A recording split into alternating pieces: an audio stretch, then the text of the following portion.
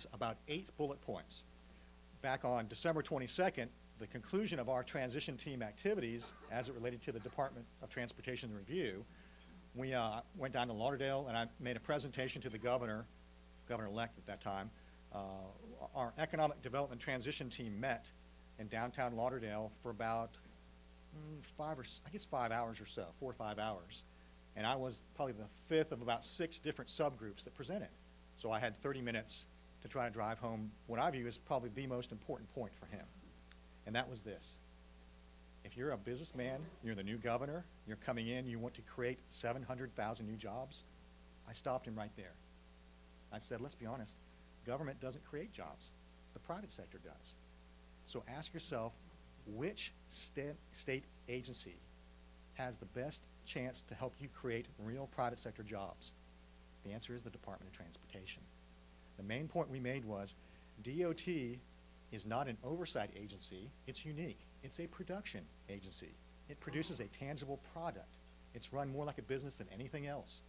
Construction is 100% privatized. Tolls, 99%, all sorts of stuff like that. So we made the case that DOT was different and it should be treated differently, and quite frankly, it's the best tool he's got at his disposal to meet that campaign pledge of 700,000 new jobs, period, end of sentence. Now I'm going to talk about, and so we had the half-hour presentation.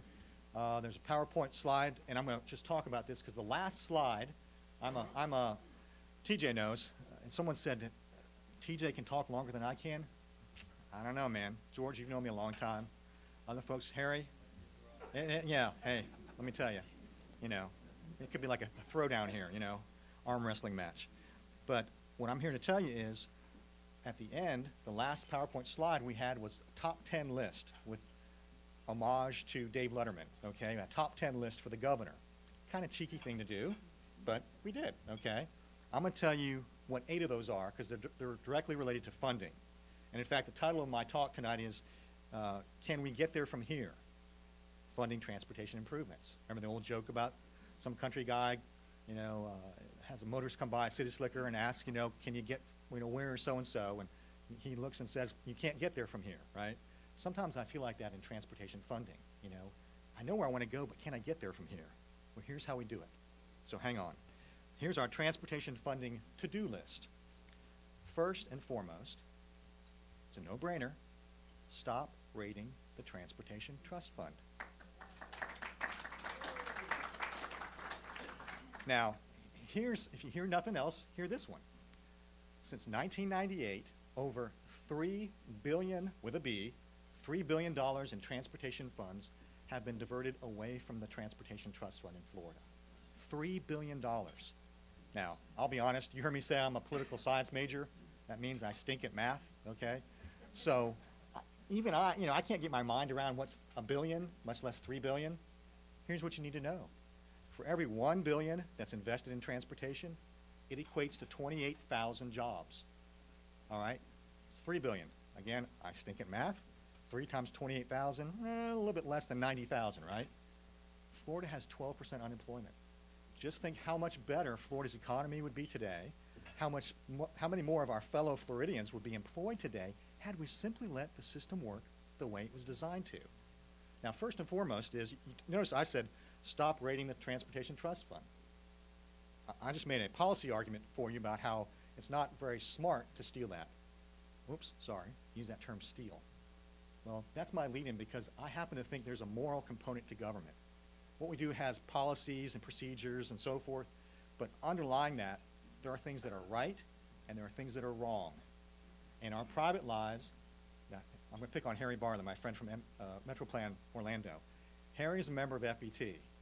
If Harry pays money to join FBT, he has a reasonable expectation as to what that money will buy him.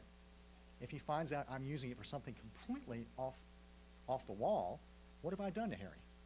I've lied to him. I've stolen. I've ripped him off. If I stopped on the way back to Tallahassee tonight at a convenience store and held him up at gunpoint, and they would say, well, Doug, you're stealing. I would say, no, I'm simply sweeping surplus trust fund revenues, because that's the term that's used in Tallahassee. I'm sorry, I'm not trying to step on toes, but that's a verbatim term that I've had given to me before, years ago, when I'd say, Mr. Speaker, you're diverting transportation trust funds. Those are gas tax dollars that are paid by motorists in Florida with an expectation that they'll be used for transportation. What a novel concept, okay? When you use it for something else without asking their permission, first of all, it's wrong, you're stealing. Secondly, guess what? Those are no longer user fees then. That's a tax. You just had a tax increase. And the third worst part is this. If you use transportation dollars for something else, what are you really doing at its core level? You're taking dollars that were slated to go back to the private sector to create and maintain real jobs and provide real prosperity, and instead, what are you doing? You're funding a government program with it. Last time I checked, I'm a conservative Republican, truth and disclosure here. That's not very conservative in my view, okay? So, first thing is stop rating the Transportation Trust Fund. And remember I said for every $1 billion, it equates to 28,000 jobs? Florida DOT's work program, their 5-year work program, for every $1 you invest in that, it yields a $5 economic return. So before we talked about that $3 billion that's been swept away, what, about 90,000 jobs is what that means? Somebody else smarter than me, what's 3 billion times 5? Thank you very much, okay. Think how much better Florida's economy would be today had we simply let the system work. So that's the first and foremost message we try to convey to the governor. Second one was this, and in fact, if you go to our transition document, we actually have some of our FBT stuff in there at the very end. There's about 7 appendixes, or appendix I, or however you pronounce it. We have them in there. And we actually borrowed a couple ideas from this. And I'll be real honest with you. Now, don't you hate it when somebody from Tallahassee says, I'll be real honest with you? Makes it sound like I've been lying to you up to this point, doesn't it? I'm not, okay? But here's what we had was, I made the presentation to the governor as part of the transition team on Wednesday, December 22nd. The Friday before, we did kind of a dry run with staff over the phone. And their really only critique was, it was almost too complimentary about DOT. Well, I'm telling the truth. And we didn't put anything bad in there intentionally, but what we did was this. We said, well, we can add some other kind of innovative ideas. Here are 2 innovative ideas, and you're going to look at me and go, well, that's not really innovative. Trust me, in this context, they are. Here's the second one, okay? What we ought to do is this. Declare a state of economic emergency, temporarily suspend the normal rules for transportation, and do the work we plan to do anyways faster. Put people back to work faster. Now ask yourself, why? What are you talking about, Callaway?